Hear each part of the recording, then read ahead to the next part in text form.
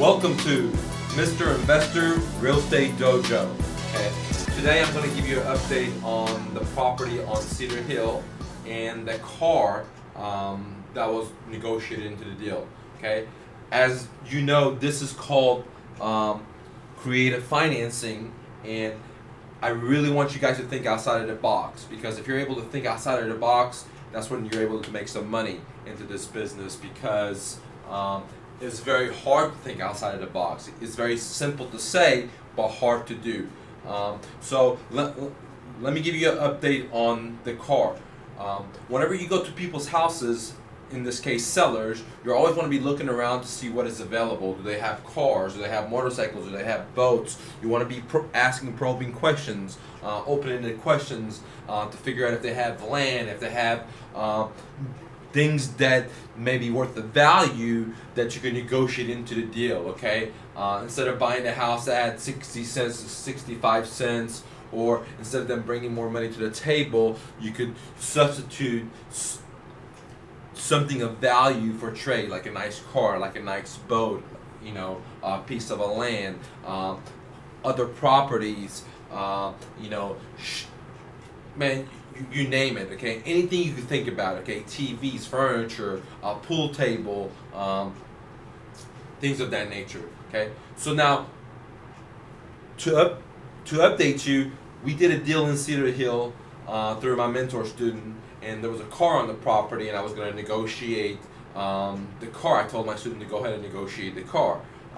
What happened is that the seller didn't want to, because it had a different buyer, and that buyer flaked out on the car on the last minute. They had sold me the property already, and the car was sitting there for a week almost, and I called her. I kept calling her, let her know that, hey, you know, after rehab, you know, I'm going to be trying to sell this property, or rent the property, so I can't have the car parked here. So a week went by, what have you, and she wasn't able to find a buyer. And I told her, hey, you know, if you don't move this car, I'll have to tow it. And I really didn't want to tow it, okay? So I was thinking, what can I do? What can I do? Because I didn't want to burn that relationship with her, because that's not how I do business. So I really had to put my thinking cap on and start thinking, how can I solve this problem without pissing this previous seller off, even though I didn't have any fiduciary duty not to piss her off. You know, I had vested interest in myself, but at the same time, you know, I like to create a win-win forever, okay? So what I did is I texted her and let her know that, hey, you know, she really needs to move the car. She really needs to, you know, get the car towed. And I asked her what does she want for the car at this time, because before she wanted 500, now she says she wants 200. Okay, I really didn't have the time at this point to deal with the car. So what I did is I quickly called a couple of my workers and asked them if they wanted the car. Okay. And one of the workers, which is Miguel, which was actually one of the contractors that came to the property, he was very, very interested in the car, and because he was going to use the car for his son that has a disability to get around. And you know, I was very happy that that was going to work for him. So what I did is I just called the seller, or actually I texted the seller back, and I told her, hey, I'll just go ahead and pay for this car. Bring me the title to my office in Las Colinas. So she drove out there, met my office manager, basically signed the title, brought the key to the car, and then I paid for the car. And then I just called Miguel and said, hey man, come pick this up. The car is yours. So basically I give Miguel a free gift. So I didn't even make any money out of this transaction. You know, to me it was a win-win, because I got the car moved. We got the car, the seller not being mad at us by getting our car towed, which I had every right to, but I just didn't want to. And third and most important is that I helped a worker that's a really good worker and his son, because you know they don't live lavishly, and you know to get a car which he wouldn't be able to afford at a very low negotiating price. You know, it was $200, and then I paid for that, and now their son has, you know, it was a great deal. Honda Accord for $200, you can't go wrong with a car like that. Okay, so to update you guys, you gotta be positive, you gotta think out of the box. You can't just try to do what the banks do.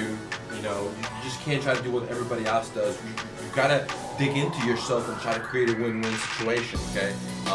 If I was negotiating a deal and it wasn't my student, I would have negotiated a car in there, you know, I would have negotiated so it's giving me money, things of that nature, okay? But everybody's different, okay? So the best thing for you to do is to get your hustle on, you know, forget about everything else, focus, just focus. If you're really, really hungry, if your why is there, then you'll make it happen to yourself, you know. Let's do a 7-day grind, 7 days a week. Fuck holidays, fuck sleeping in. Get up early, don't watch any TV, and make it happen for yourself, guys. This is America. If you can't make it happen here, man, I don't know where you're gonna make it happen, guys. You know, me and my family immigrated thousands of miles just to come to America and make it happen, just like many other immigrants in America. And we're making it happen for ourselves. And it's not easy, guys. I wish I could tell you it was easy. I wish I could tell you I had a magic wand, but it's a 7-day grind, 17, 18-hour days. And I'm not even joking with you guys. If you're not working 120 hours a week, then you're not capitalizing on everything that America has to offer, guys, okay? And if you're living paycheck to paycheck, or if you're not living happy with your living situation, you know, stop blaming your employees, stop blaming the situation, stop blaming the environment, stop blaming the economy. Just stop. What you need to do is reflect inside of yourself, okay? Because that's what the problem is. This is the inside of yourself, okay? It has nothing to do with the outside, guys. It has nothing to do. This outside, this America, the land is so green and it's so easy to harvest. You just gotta throw a seed out there and just water it and make sure there's no bugs on it, and you know, and take care of it. You gotta put that time into it. If you put the time into it, you're gonna make it, guys. You know what I always say is that the side effect, again, the side effect of hard work is success. There's no buts about it. The side effect of hard work is success. You put the dirt in, you get up every day, you work hard. End of the day, you're gonna be successful. Okay? So this is Mike with Mr. Investor. Go out there and be a dream chaser and get your dream, man. Don't listen to the naysayers. Talk to you soon.